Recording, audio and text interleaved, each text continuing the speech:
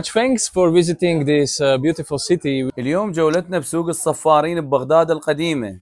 هذا السوق التراثي اللي عمره أكثر من 1000 سنة، المعروف بصوت الطرق على النحاس وريحة الزمن الجميل. هذا سيف الإمام علي كله مصنوع يدويا، لا فتى إلا علي ولا سيف إلا ذو الفقار. سوق الصفارين هنا كل شيء مصنوع بالإيد، التطريز بالإيد، بالإيدين اللي صانعتها كلها من ذهب. شنو هالجمال هذا؟ كله بالايد ينحتوه نحت يدوي.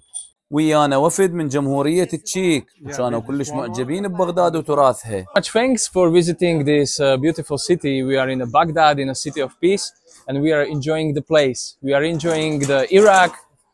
I am here with the good people, and we are exploring all the most important sites in Iraq. My name is Peter. المرشد السياحي المرافق للوفد عنده ملاحظة جدا مهمة، انه السياح دا يواجهون صعوبة بالتنقل بسبب التفتيش الكثيف، ومرات يمنعوهم من التصوير رغم دخولهم الرسمي للبلد.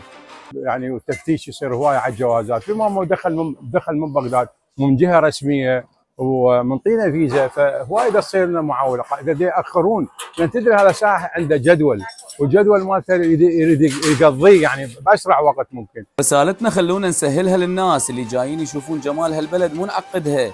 من بغداد أنا خالد الشهيد، سوق الصفارين.